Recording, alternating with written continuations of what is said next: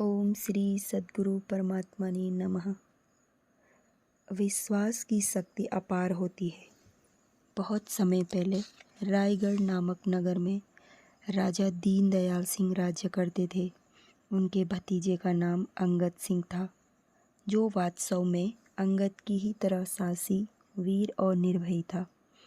एक बार किसी बड़े मुसलमान सूबेदार ने रायगढ़ पर चढ़ाई की। दीनदयाल सिंह को कभी लड़ने भिड़ने का काम नहीं पड़ा था और उनकी सेना भी भली प्रकार तैयार नहीं थी। इसलिए मुसलमानों के आक्रमण की खबर मिलने पर वे घबरा गए और समझ न सके कि अब रक्षा का क्या उपाय किया जाए। उसी समय अंगद सिंह वहां पहुंच गए। महाराज की घबराहट देखकर उन्होंने पूछा, चाचा जी, आप आज ऐसे व्याकुल क्यों दिखाई पड़ रहे हैं? दीनदयाल सिंह ने मुसलमानों के आक्रमण की बात कही और बतलाया कि हमारे पास इतनी सेना नहीं है कि हम उनका मुकाबला कर सकें। नतीजा यह होगा कि वे हमको मारकर हमारे राज्य पर अधिकार कर लेंगे। अंगद सिंह ने अपने चाचा को धीरज बंधाया और कहा कि युद्ध में विजय सेना के कम या ज़्यादा होने से ही नहीं होती।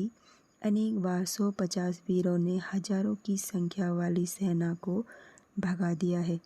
मैं आपकी सेना को लेकर मुसलमान सूबेदार से युद्ध करने जाता हूँ और देखता हूँ कि वह कैसा वीर है। दोनों सेनाओं का मुकाबला होने पर बड़ी घमासान लड़ाई हुई। मुसलमानों की अधिक संख्या के कारण कई बार अंगद सिंह की सेना घिर गई, पर जैसे ही उसने तलवार लेकर शत्रुओं को घास फूस की तरह काटना शुरू किया कि शत्रु के हौसले पस्त पड़ गए और रायगढ़ की सेना का उत्साह बढ़ गया। अंगद सिंह सूबेदार के सामने पहुंच गया और दोनों में तलवार चलने लगी।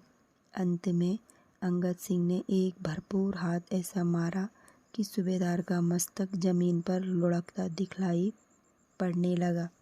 अंगद सिंह ने उसका मुकुट उतार लिया और जीत का डंका बजाता हुआ रायगढ़ में वापस आया।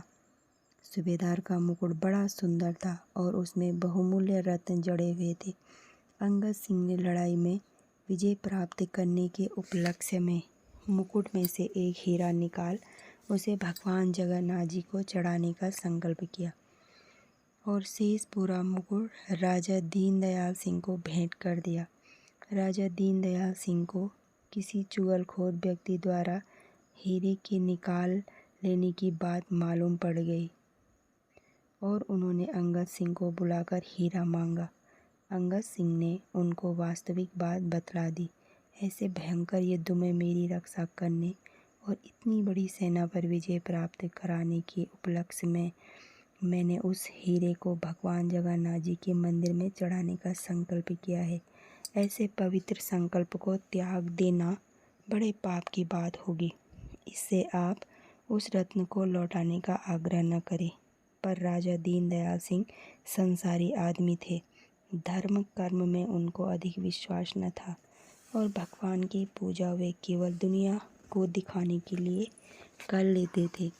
इसलिए अपनी पसंद के ऐसे बहुमूल्य रत्न को मंदिर में चढ़ा देने की बात उनको बहुत बुरी लगी और वे अंगद सिंह पर बार बार हीरा वापस करने के लिए दबाव डालने लगे। तब अंगद सिंह अप्रसन्न होकर तथा स्पष्ट इनकार करके वहां से उठकर चले आए। राजा ने देखा कि इस पराक्रमी और असीम साहसी युवक से झगड़ा करके हीरा ले सकना संभव नहीं है, इसलिए किसी तरह से चालाकी से ही काम निकालना चाहिए।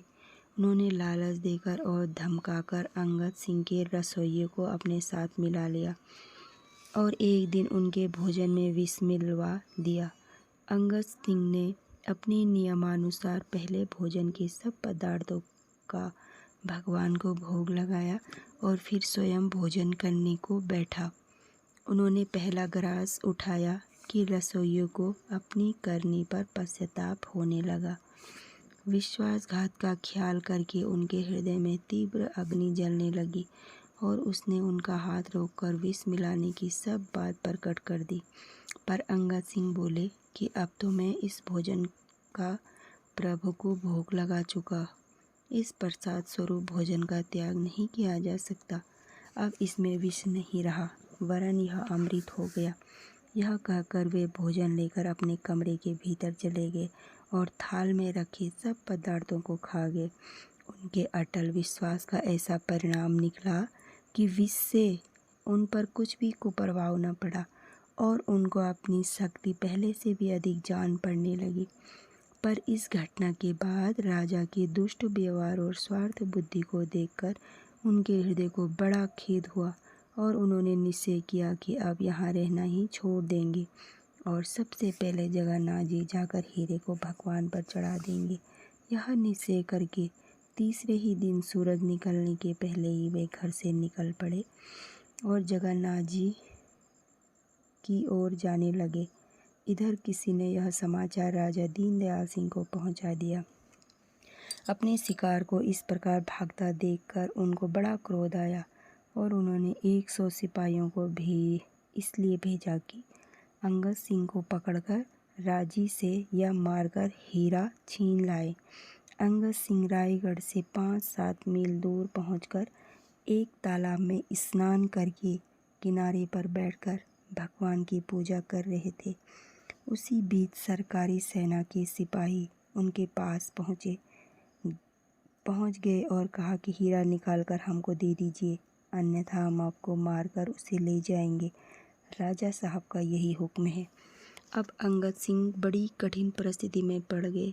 वे निशस्त्र बैठे थे और चारों ओर से सशस्त्र सिपाहियों ने घेर रखा था, पर अब भी वे राजा से भयभीत होकर भगवान के प्रति की गई अपनी हार्दिक प्रतिज्ञा को भंग करना नहीं चाहते थे।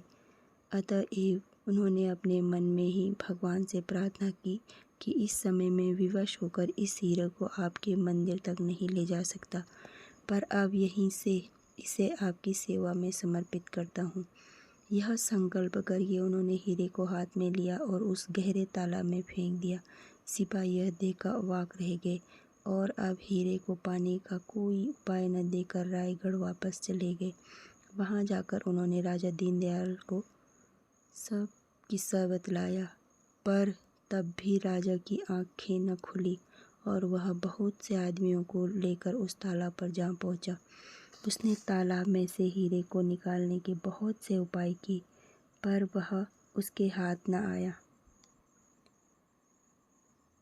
कहते हैं कि अंगद सिंह ने जिस आंतरिक निष्ठा से वह हीरा भगवान को समर्पित किया था, उसके प्रभाव से भगवान ने उसे इतनी दूर से भी स्वीकार कर लिया और वह देवी शक्ति से उनके मंदिर में पहुंचकर अंगद सिंह की मनोभिलाषा के अनुसार भगवान के रत्नहार में पिरो दिया गया। जब अंगद सिंह कई दिन बाद मंदिर में पहुंचे और रत्नहार में वह हीरा दिखाई दे गया, तो वे बारंबार भगवान को प्रणाम करने लगे कि आपने इतने विघ्नों के पड़ने पर भी मेरी प्रतिज्ञा की रक्षा की।